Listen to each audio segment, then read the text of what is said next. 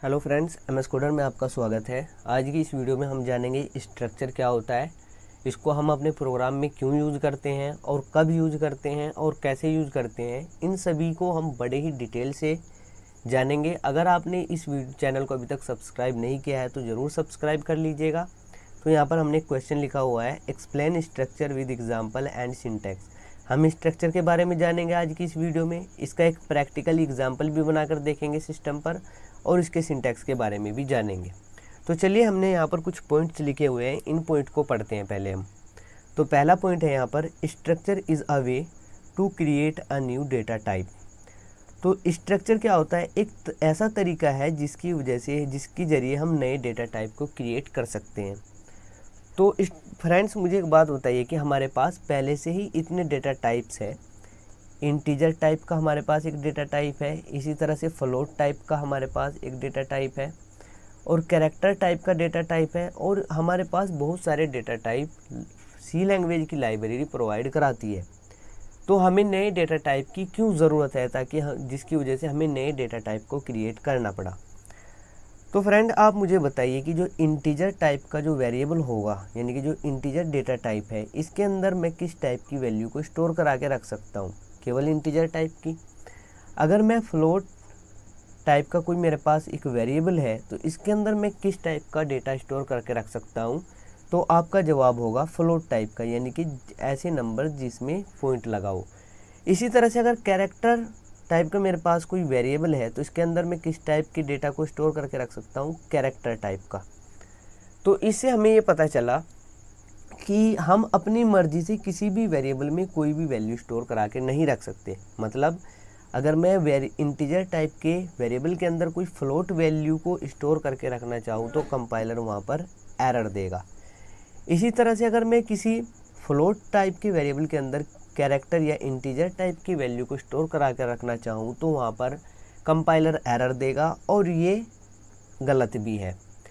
तो हम यहाँ पर अपनी मर्जी से कोई भी वैल्यू किसी भी इंटीजर के अंदर स्टोर करके नहीं रख सकते। तो आई होप कि आपको समझ में आ रहा होगा कि मैं कहना क्या चाहता हूँ।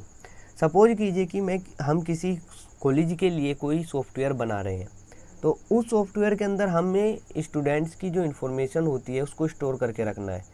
तो स्टूडेंट की इन्फॉर्मेशन क्या हो सकती है? स्टूडेंट का नेम, स्टूडेंट का इन्फॉर्मेशन हो सकता है, स्टूडेंट का जो रोल नंबर होता है वो स्टूडेंट का इन्फॉर्मेशन होता है, स्टूडेंट का जो एड्रेस होता है वो स्टूडेंट का इन्फॉर्मेशन हो सकता है, और इसी तरह से स्टूडेंट के मार्क्स जो होंगे वो स्टूडेंट का इन्फॉर्मेशन हो सकता है। तो इस तरह से स्टूडेंट के बहुत सारे इन्फॉर्मेशन हमें स्टोर करने होंगे और हर इन्फॉर्मेशन के लिए हमें अलग अलग वेरिएबल की ज़रूरत होगी। नेम को स्टोर करने के लिए हमारे पास कैरेक्टर टाइप का वेरिएबल होना चाहिए। रोल नंबर को स्टोर करने के लिए हमारे पास इंटीजर टाइप का वेरिएबल होना चाहिए। तो फ्रेंड, आप मुझे बताइए कि जब हम इतने सारे वेरिएबल को डिक्लेयर करेंगे और हर स्टूडेंट की अलग अलग इन्फॉर्मेशन होगी, तो जब हम सॉफ्टवेयर बनाएंगे तो उसके अंदर बहुत सारे वेरिएबल होंगे और किस वेरिएबल के अंदर किस स्टूडेंट की क्या इन्फॉर्मेशन रखी हुई है ये पता लगाना हमारे लिए डिफ़िकल्ट होगा और हमारा प्रोग्राम बहुत ज़्यादा कॉम्प्लेक्स हो जाएगा। तब हम क्या करेंगे, एक ऐसा वेरिएबल डिक्लेयर करेंगे, एक ऐसा डेटा टाइप बनाएंगे जिसके अंदर हम अपनी मर्जी से वैल्यू को स्टोर करा कर रख सके। सपोज कीजिए कि हमारे पास कोई एक ऐसा वेरिएबल है, अगर मुझे नेम को स्टोर करना है स्टूडेंट की तो मैं इसमें आसानी से नेम को स्टोर कर सकता हूँ। अगर मुझे रोल नंबर को स्टोर करना है तो उसको भी मैं आसानी से यहाँ पर स्टोर करके रख सकता हूँ। तो इसीलिए हम यहाँ पर नए डेटा टाइप को क्रिएट कर रहे हैं। तो आई होप कि पहला पॉइंट आपका क्लियर हो गया होगा। सेकंड पॉइंट है यहाँ पर, structure is a collection of dissimilar elements. मतलब जो स्ट्रक्चर होता है वो डिसिमिलर एलिमेंट्स का कलेक्शन होता है। डिसिमिलर का मतलब है अलग अलग और एलिमेंट्स का मतलब है यहाँ पर डेटा, यानी कि इन्फॉर्मेशन। तो स्ट्रक्चर के अंदर हम अलग अलग इन्फॉर्मेशन को कलेक्ट करके रख सकते हैं। नेक्स्ट पॉइंट है यहाँ पर, structure is a user defined data type in C which allows you to combine different data types to store a particular type of record. मतलब जो स्ट्रक्चर होता है ये एक यूज़र डिफाइंड डेटा टाइप होता है। यूज़र डिफाइंड डेटा टाइप का मतलब होता है जिसको यूज़र डिफाइन करे और यूज़र अपनी मर्जी से उसके अंदर कोई भी वैल्यू स्टोर करके रख सके। और आगे क्या कहा है इसने, which allows you to combine different data types, मतलब हम जो स्ट्रक्चर है इसके अंदर हम डिफरेंट डेटा टाइप को स्टोर करके रख सकते हैं। नेक्स्ट पॉइंट है यहाँ पर, it is similar to an array but only difference is that array is use to store collection of similar data types while structure can store any type of data. जो structure होता है वो array के similar होता है। Array क्या होता है, इसको हम कैसे यूज़ करते हैं और कब यूज़ करते हैं, इसके ऊपर हमने डीपली एक अलग से वीडियो बनाया हुआ है। अगर आपने उस वीडियो को नहीं देखा है तो प्लीज़ पहले आप उस वीडियो को ज़रूर देख लीजिएगा। उस वीडियो की जो लिंक है वो मैं डिस्क्रिप्शन बॉक्स में दे दूंगा और आई बटन में भी वो वीडियो आपको मिल जाएगी। तो यहाँ पर क्या है कि एरे के अंदर हम सिमिलर एलिमेंट्स को स्टोर करके रख सकते हैं और स्ट्रक्चर के अंदर हम अलग अलग एलिमेंट्स यानी कि डेटा को स्टोर करके रख सकते हैं। सपोज कीजिए कि हमने कोई इंटीजर टाइप का एरे डिक्लेयर किया है, तो इसके अंदर मुझे केवल ये अधिकार है कि मैं इंटीजर टाइप की वैल्यू को ही यहाँ पर स्टोर करके रख सकूँ। अगर मैं कैरेक्टर या फ्लोट टाइप के वेरिएबल को वैल्यू को यहाँ पर स्टोर करूँगा तो ये क्या होगा, एरर होगा, ये गलत होगा। और जब हम स्ट्रक्चर बनाते हैं तो स्ट्रक्चर के अंदर हम अलग अलग टाइप के डेटा को स्टोर कराकर रख सकते हैं। तो चलिए अब हम इसके सिंटैक्स के बारे में जानेंगे कि इसका सिंटैक्स हम किस तरह से बनाते हैं। तो सबसे पहले हम यहाँ पर स्ट्रक्ट कीवर्ड यूज़ करना होता है हमें, और स्ट्रक्ट कीवर्ड के बाद हमें डेटा टाइप का हम अपनी तरफ से कोई भी नेम यहाँ पर ले लेते हैं। जैसे हम ले लेते हैं यहाँ पर स्टूडेंट, और यहाँ से इस तरह से हम इसकी बॉडी को बनाते हैं और यहाँ पर हमेशा क्लोजिंग करली ब्रैकेट के बाद हम यहाँ पर सेमीकोलन को यूज़ करते हैं। और इसके अंदर हम कोई भी डेटा टाइप को यूज़ कर लेते हैं। जैसे इंटीजर नाम का हम ले लेते हैं एक डेटा टाइप रोल नंबर, और यहाँ पर फ्लोट टाइप का हम ले लेते हैं एक वेरिएबल जिसका नाम होगा मार्क्स। तो यहाँ पर फ्रेंड अभी हमने क्या बनाया है, डेटा टाइप बनाया है। ये हमने वेरिएबल नहीं बनाया बल्कि हमने एक डेटा टाइप बनाया है। जैसे यहाँ पर रोल नंबर से पहले हम यहाँ पर हमने डेटा टाइप बताया कि ये रोल नंबर क्या है, एक इंटीजर टाइप का है। इसीलिए इसी तरह से यहाँ पर हमने क्या लिया है, एक स्टूडेंट डेटा टाइप बताया है कि इसके अंदर हम स्टूडेंट वैल्यूज़ रखने वाले हैं। फ्रेंड जब हमने वेरिएबल वाला चैप्टर पढ़ा था तब हमने वहाँ जाना था कि जब भी हम कोई वेरिएबल डिक्लेयर करते हैं तो मेमोरी के अंदर ब्लॉक बन जाते हैं इस तरह से। तो यहाँ पर हमने 2 वेरिएबल डिक्लेयर किए हैं, तो यहाँ पर 2 ब्लॉक मेमोरी के अंदर इस तरह से बन जाएंगे। और जब हम स्टूडेंट टाइप का वेरिएबल डिक्लेयर करेंगे तो मेमोरी के अंदर इस तरह से एक बड़ा ब्लॉक बन जाएगा, और इस ब्लॉक के अंदर यहाँ पर जितने भी वेरिएबल हमने डिक्लेयर किए हुए हैं वो सब वेरिएबल इस ब्लॉक के अंदर यहाँ पर इस तरह से होंगे। जिस तरह से यहाँ पर रोल नंबर नाम का हमने एक वेरिएबल डिक्लेयर किया है तो वो वेरिएबल कहाँ पर होगा, इस यहाँ पर जो स्टूडेंट टाइप का यहाँ पर वेरिएबल है उसके अंदर होगा। तो यहाँ पर एक पॉइंट और भी आता है कि जो स्ट्रक्चर नाम का जो वेरिएबल होता है इसकी साइज कितनी होती है, क्योंकि हमें पता है कि जो इंटीजर टाइप का जो डेटा टाइप्स होते हैं उसका साइज होता है 2 बाइट, और जो फ्लोट होते हैं, फ्लोट टाइप के जो डेटा टाइप्स होते हैं वेरिएबल होते हैं उनकी साइज होती है 4 बाइट। इसी तरह से जो कैरेक्टर टाइप के होते हैं उनकी साइज होती है 1 बाइट। तो यहाँ पर जो स्ट्रक्चर टाइप का जो वेरिएबल होता है उसका जो साइज होता है वो डिपेंड करता है इसके नंबर ऑफ मेंबर वेरिएबल पर। मतलब इसकी बॉडी के अंदर हम जितने भी वेरिएबल यूज़ करते हैं वो सब क्या होते हैं, इसके मेंबर होते हैं।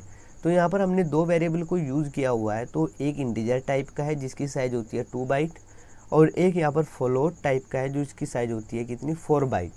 तो यहाँ पर इस पूरे वेरिएबल की साइज कितनी होगी, स्टूडेंट टाइप का जो सा है इसकी साइज होगी यहाँ पर 6 बाइट।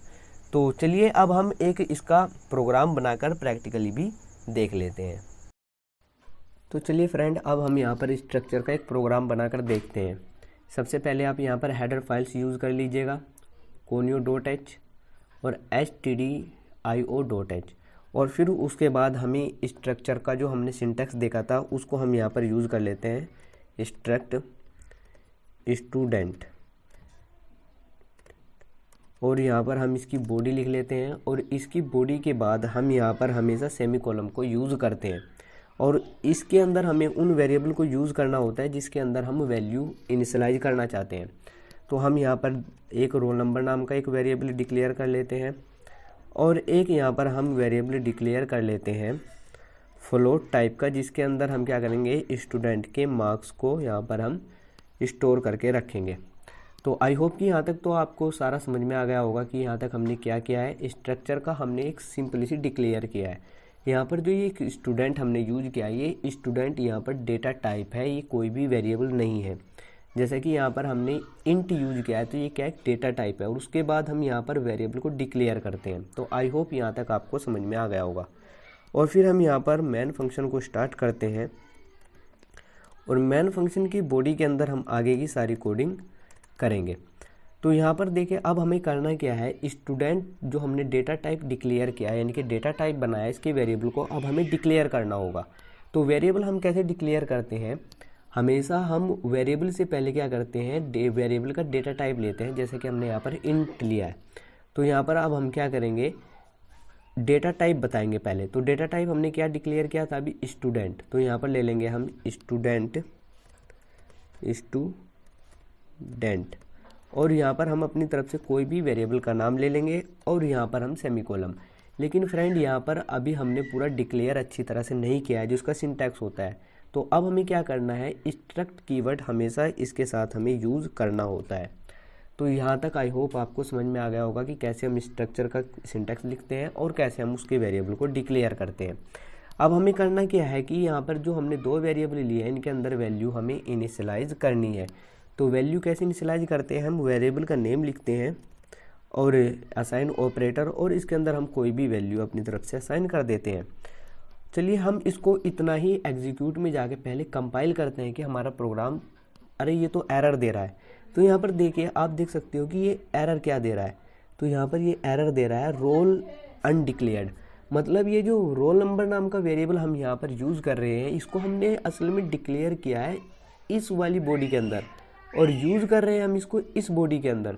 तो कंपाइलर क्या करेगा, इस रोल नाम के वेरिएबल को इस बॉडी के अंदर ढूंढेगा, लेकिन उसको ये वेरिएबल मिलेगा नहीं। तो इसीलिए ये क्या कह रहा है, ये वो कह रहा है कि इसको आप यूज़ नहीं कर सकते, लेकिन हमें तो इसको यूज़ करना है। तो यूज़ करने के लिए हम कैसे यूज़ करेंगे, देखिए हम यहाँ पर कंपाइलर को बताएंगे कि एस नाम के वेरिएबल के अंदर एक रोल नाम का वेरिएबल है, उसके अंदर 12 वैल्यू इनिशियलाइज करा दो।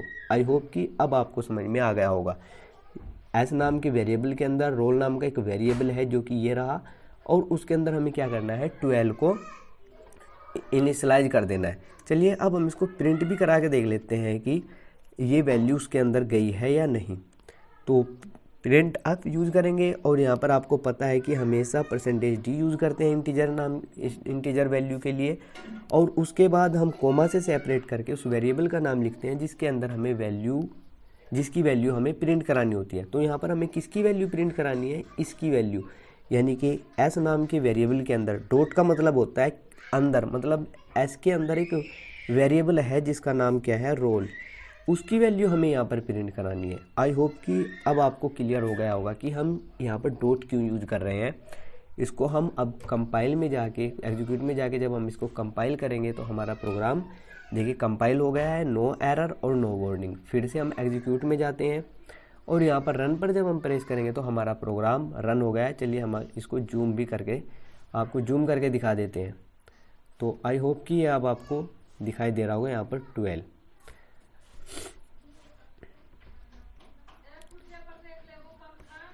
अब यहाँ पर देखिए, अब हम यहाँ पर कुछ और चेंजिंग करने की कोशिश करते हैं। यहाँ पर जो हमने वेरिएबल लिया है स्टूडेंट, मतलब पहले स्ट्रक्ट फिर स्टूडेंट फिर एस, हम ये चाहते हैं कि हम इतना पूरा का पूरा लाइन ना लिखे, हम इसको यहाँ भी डिक्लेयर कर सकते हैं। यहाँ पर सेमीकोलन से पहले अगर मैं यहाँ पर स्टूडेंट लिख देता हूँ डायरेक्टली, तब भी हमारे प्रोग्राम का जो आउटपुट होगा वो सेम आएगा। तो एग्जीक्यूट में जाएंगे, कंपाइल करेंगे, तो देखिए अब भी हमारा प्रोग्राम कंपाइल हो गया है। एग्जीक्यूट में जाके जब हम रन पर प्रेस करेंगे तो हमारे प्रोग्राम का जो आउटपुट है वो अब भी कितना है, 12 ही आ रहा है। तो आई होप कि आपको क्लियर दिखाई दे रहा होगा, ये देखिए 12 आ रहा है। तो आई होप कि आपको आपके सारे डाउट क्लियर हो गए होंगे। और अगर आपके माइंड में और भी कोई डाउट हो या कोई सुझाव हो इस वीडियो से रिलेटेड, तो प्लीज़ कमेंट सेक्शन में ज़रूर कमेंट कीजिएगा। और अगर अभी तक आपने इस चैनल को सब्सक्राइब नहीं किया है तो प्लीज़ ज़रूर सब्सक्राइब कर दीजिएगा। Thanks for